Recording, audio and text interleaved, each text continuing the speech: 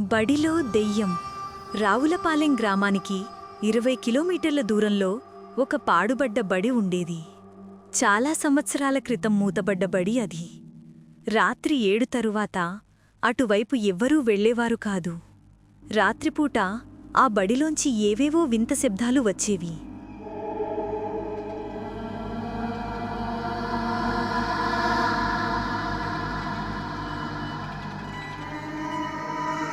అందుకే ఊరివాళ్లు దాన్ని దెయ్యాల బడి అని పిలిచేవారు. ఆ గ్రామానికి ఎవరు వెళ్లాలన్నా అదొక్కటే దారి. ఆ బడి ముందునుంచే వెళ్ళాలి. ఒకరోజు రాత్రివేళ ఒక కుటుంబం కార్లో ఆ రోడ్లో వెళుతుంటారు. నానా, ఏంటి ఇంకా ఊరు రాలేదా? ఇంత చీకటి పడింది, నాకు భయంగా ఉంది. ఇంకా ఎంతసేపు? భయమెందుకు కిరణ్, నేను అమ్మ ఉండాంగా ఊరికి దగ్గరికొచ్చేశాను. ఇంకో 20 కిలోమీటర్లు అంతే. ఈలోపు మంచి సాంగ్స్ విను. భాస్కర్ చెప్పినట్టు కిరణ్ పాటలు వింటూ నిద్రపోతాడు. అలా వెళుతుండగా సరిగ్గా ఆ పాడుబడ్డ స్కూలు ముందుకు రాగానే కారు పంచర్ అవుతుంది. ఏంటా అని భాస్కర్ కిందికి దిగి చూస్తాడు. అరెరే, ఏంటిది? 2 టైర్లు పంచర్ అయ్యాయి. ఇప్పుడేం చెయ్యాలి? ఏంటండి, ఏమైంది? పంచర్ అయ్యింది దుర్గా. దగ్గర్లో మెకానిక్ షాప్ కూడా ఎక్కడా కనిపించట్లేదు. కిరణ్ పడుకునే ఉన్నాడు కదా? అవునండి. సరే, పడుకోనివ్వండి. లేపకు. లేస్తే ఈ చీకటికి భయపడతాడు. అలా మాట్లాడుకుంటూ భాస్కర్ ఆ పాడుబడ్డ స్కూల్ని చూస్తాడు. దుర్గా, అటు చూడు. ఇదేదో పాతకాలం ఇళ్ళులా ఉంది. లోపలెవరైనా ఉన్నారేమో చూసొస్తా. వద్దండి, ఇదేదో దయ్యాల కొంపలా ఉంది. వెళ్ళకండి, నాకు భయంగా ఉంది. ఏంటి దుర్గా, నువ్వు కూడా చిన్నపిల్లలా భయపడతావు. ఇంత రాత్రివేళ మనం ఎక్కడికెళ్తాం? అంత భయంగా ఉంటే నాతోరా. కిరణ్ పడుకునే ఉన్నాడు కదా, మనం వెళ్ళి చూసొద్దాం. అక్కడంతా బాగుంటే కిరణ్ని తీసుకుని వెళదాం. అలా భాస్కర్ ఇంకా దుర్గా ఇద్దరూ ఆ పాడుబడ్డ బడిలోకి వెళుతారు.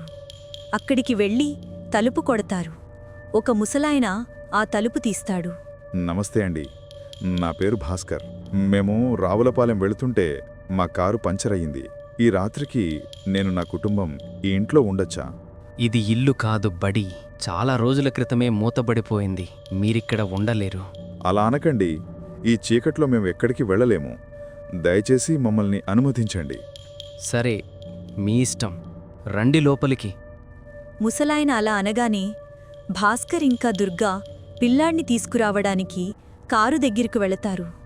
కాని అందులో కిరణ్ కనిపించడు. భాస్కర్ ఇంకా దుర్గా కంగారు పడతారు. చుట్టూ వెతుకుతారు. బాబూ, కిరణ్ ఎక్కడున్నావ్? కిరణ్, కిరణ్! అమ్మా, అక్కడేం చేస్తున్నారు? రండి, లోపడి వెళ్దాం. దుర్గా ఇంకా భాస్కర్ భయపడతారు. కారులో ఉన్న కిరణ్ తలుపు దగ్గర ఎలా ప్రత్యక్షమయ్యాడు అని. కిరణ్ దగ్గరికి వెళ్ళి దుర్గ బాగా తిడుతుంది. రే, ఏంటి అల్లరి పనులు? నేను మీ నాన్న ఎంత భయపడ్డాం తెలుసా? ఇంకెప్పుడు ఇలాంటి అల్లరి వేషాలేయకు. సర్లేండి, పదండి, పడుకుందాం. ఇప్పటికే బాగా ఆలస్యమైంది అని వాళ్ళు ముగ్గురు ఆ పాడుబడ్డ బడిలోనే నిద్రిస్తారు. ఒక సమయంలో భాస్కర్కి మెలకువ వస్తుంది. లేచి చూసేసరికి కిరణ్ కనిపించడు. దుర్గకి చెప్పితే కంగారు పడుతుందని చెప్పకుండా ఆ బడి మొత్తం వెతుకుతాడు. ఇంతలో దుర్గ కూడా లేస్తుంది. కిరణ్ ఇంకా భాస్కర్ కనిపించకపోయేసరికి చాలా భయపడుతుంది. తను కూడా బడి మొత్తం వెతుకుతుంది. అలా వెతుకుతుండగా తనకు విచిత్రమైన దృశ్యం చూస్తుంది.